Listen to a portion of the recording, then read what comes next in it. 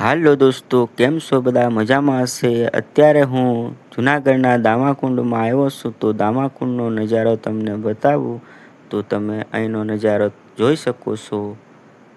મસ્ત છે અહીંનું તીર્થ સ્થાન.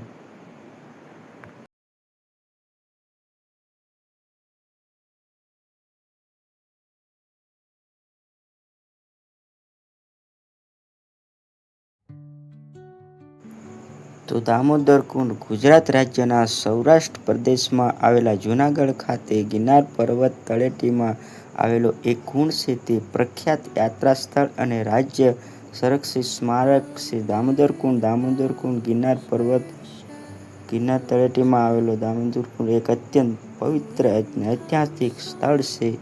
પુરાણો મુજબ તે સ્વર્ણિમ નદીના કિનારે સ્થિત છે અને અહીં સ્નાન કરવાથી પાપ મુક્તિ થાય છે. તો તમે જોઈ શકો છો, મસ્ત મજાનો એનો નજારો છે. અહીંયા બધા માણસો બધા ગમે તે યજ્ઞ કરવા માટે અહીંયા આવ્યા છે, તે તમે પણ જોઈ શકો છો. એનું લોકેશન મસ્ત છે. તો બધા અહીંયા કુંડની અંદર સ્નાન કરે છે.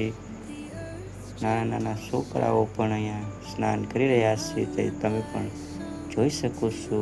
એનો મસ્ત છે, પવિત્ર સ્થળ છે, તો તમે પણ જોઈ શકો છો. અહીંનો ઇતિહાસ એવો છે કે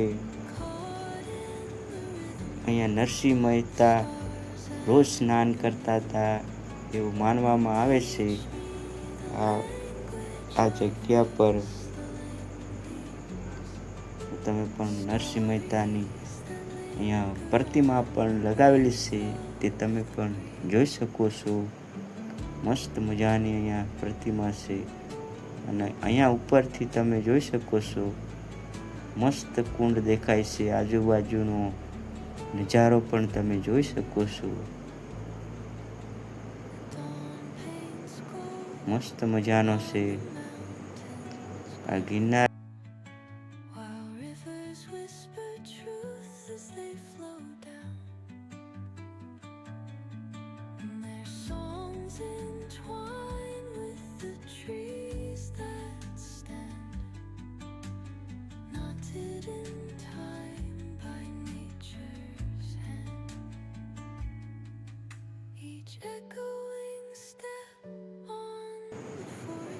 તમે એનો નજારો જોઈ શકો છો. અને પાછળનો વિસ્તાર દેખાય છે પાણીનો. હું અત્યારે આ પુલ ઉપર ઊભો છું, તો એનો નજારો તમે પણ જોઈ શકો છો. તો ઉપરથી તમને કેવો મસ્ત લાગે છે વ્યૂ, તમે પણ જોઈ શકો છો. અહીંયાથી ગિરનારનો પર્વત પણ દેખાઈ રહ્યો છે, તમે પણ જોઈ શકો છો. મસ્ત મજાનો છે એનો નજારો, તમે પણ જોઈ શકો છો. એનું આજુબાજુનો પવિત્ર સ્થળ છે આ, તો તમે પણ જોઈ શકો છો. આનો ઇતિહાસ તો બહુ પુરાણો છે એનો. અહીંયાથી ગિરનાર પણ ચોખ્ખો દેખાય છે, તમે પણ જોઈ શકો છો. દામોદર કુંડ ગિરનાર પર્વત કથા મુજબ બ્રહ્માએ તથા ઇન્દ્રએ આ તીર્થમાં ઘણા યજ્ઞો કર્યા. એમાં બધા દેવ દેવતાઓ ઉપસ્થિત રહેલા એવું માનવામાં આવે છે.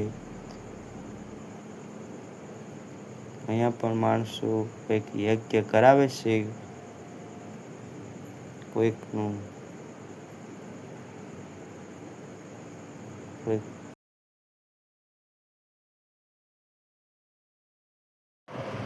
દોસ્તો, અહીંના મંદિરમાં અનેક પ્રકારની મૂર્તિઓ પણ અંદર છે. અહીંનું લોકેશન પણ તમે મસ્ત જોઈ શકો છો. તો દોસ્તો, તમે મારી ચેનલમાં નવા હોય તો લાઈક અને સબસ્ક્રાઈબ કરજો. તો મસ્ત છે એનું લોકેશન તમે જોઈ શકો છો. અહીંયાથી ઉપર ગિરનાર બાજુ જવાય છે. આ રસ્તો દેખાય છે.